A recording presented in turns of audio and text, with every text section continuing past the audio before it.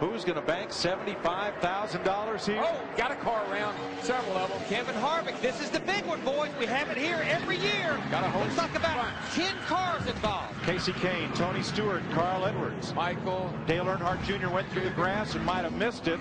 Kevin Harvick hit the We just wall. got a little right front, guys. Dale Jarrett trailed the wreck, as did Matt Kenseth. Nemechek's in it, Michael Waltrip, Martin Truex, and Terry Labonte. And the best I can tell, Mike and Darrell, every one of those cars right there, they were in the back of the pack. They were all cars that came to pit road. Kevin Harvick's car is demolished. And Harvick climbs out. Terry Labonte, window net down. Flames out the tailpipe of little consequence. He's done for the night. Harvick's car is junk, and so is Nemechek's. Stewart is not going to give up on it, but he hasn't seen all that damage yet. That's a mad crash car right there. And that's a couple of mad drivers right there as well. Yeah, something happened up here off of turn 4. Somebody got sideways or got into somebody. I couldn't tell exactly what happened. We'll take a look at it here maybe in a minute. Just remember, these two drivers had an altercation in the Gatorade 150 back in Daytona as well with each other.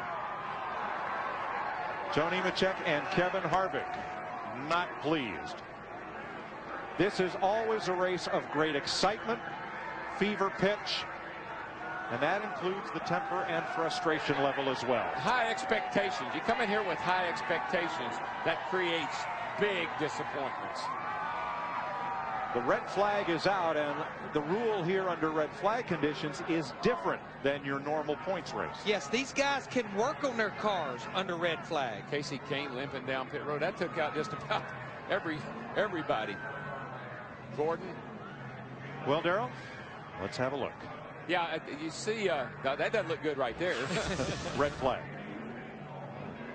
Here we come. Somebody gets loose back in here. Yikes. Joe Nemechek in the 01 car. Was it from contact from Stewart? Somebody got into the back of somebody. We got to look at it again. Somebody poked somebody coming out of 4 right there and turned them. Well, either Nemechek got loose and lost his momentum, or is that Tony behind him? Hard from that angle to tell which came first. And then Joe goes down and gets in the quarter panel, the right rear quarter panel of Kevin Harvick. Not of Joe's fault, though. There was nothing he could do, Matt. And we caught up with Kevin Harvick. Kevin, a lot of frustration boiling over. Yeah, I mean, you know, Joe Nemechek's supposed to be the guy that never does nothing. Hey, let me tell you something. Let me tell you something. I'm tired of Joe Nemechek, you know, acting like he doesn't do nothing. And it may not have been his fault, but after Daytona and I should be fired and all that, he can take that and show it where the sun don't shine, baby.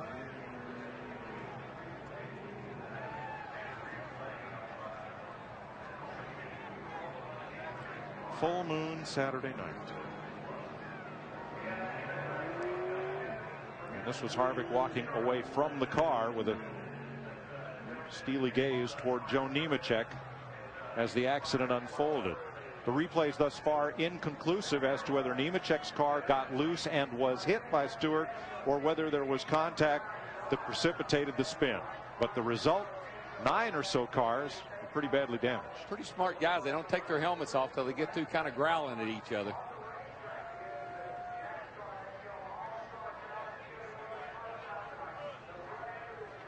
You know, the Winston, I think every year you can look back and we have these kind of altercations. Let's see what happens here. Joe's right there in front of Tony. You know, that just looks like Tony got in the back of Joe. I don't see Joe's car moving much. I don't see anything going on there. Look at it. You know, you got to continue to look at it, because every time you look at it, you're going to see something different. When you got this many cars involved, got to kind of keep looking at it until you can pinpoint. If you compare the position of Nemechek's car to Harvick's car on the racetrack, there might have been a time when Joe's car had a little wiggle and then got straightened out, and that might have taken some of the momentum from Nemechek and brought Stewart to it. I don't know, but those are hard legs. I know that. Golly. Kevin Harvick's car is absolutely destroyed. We're riding with him here.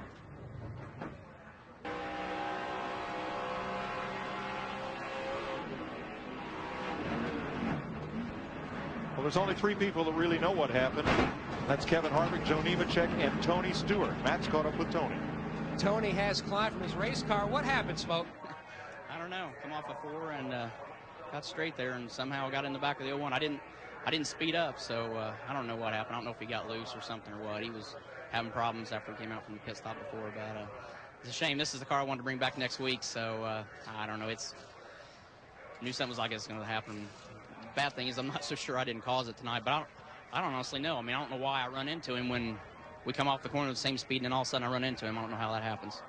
Well, we talked a lot about drivers that want to bring a car here and then also carry it over to the 600. And DW, like you said, you want to bring a car that you don't have to worry about if something happens to it.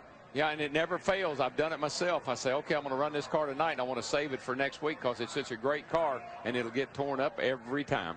No, Darrell, we've looked at a few replays. I don't see fault here. While that happened, one crew was celebrating. Mark Martins, as his driver, took the lead from Elliott Sadler. And behind them, all this, 9 cars piled up. Matt?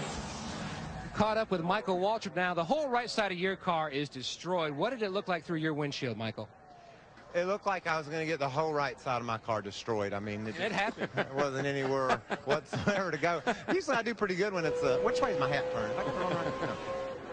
Napa. Usually I do a pretty good job when there's a big crash like that, weeding my way through it, but I think I got in the grass and lost control of my car. And so instead of being able to try to pick my way through, I slid a little ways, and when I got to sliding, people started hitting me, and it was just a mess. And I don't know what caused it. Will you tell me? There's a lot of difference of opinions on this one. Well, you'll have that in big-time auto racing. Especially in this type of an event. What about the finish of the Open? I've never seen anybody spin anybody out any cooler than Brian Vickers did. He spun out Bliss and almost made it look like it was Bliss's fault. But it wasn't. It was his fault. But he did it so well that you really couldn't tell. So he got to be in the Nextel All-Star Challenge. I'm real proud that I brought my Napa Chevy back to the truck, and I feel good, and we'll come back and get them for 600 miles next week. I got a lot of great sponsors: Bass Pro Shops, Coca-Cola, Aaron's, Sales and Lease Ownership, Oreo Cookies, and you got everybody there. Thank you. Harvick, Tony Stewart, Michael Waltrip, Casey Kane, Dale Earnhardt Jr. you see here, along with Martin Truex and Joe Nemechek. And back in the garage area, Joe Nemechek has had a look at the replay, and he and Kevin Harvick continue to discuss it. He doesn't have any reason to be mad at Kevin. Joe doesn't, because Joe Kevin got turned into Joe. The initial contact was between Tony Stewart and Joe Nemechek. Harvick was the car that happened to be on the inside when that happened.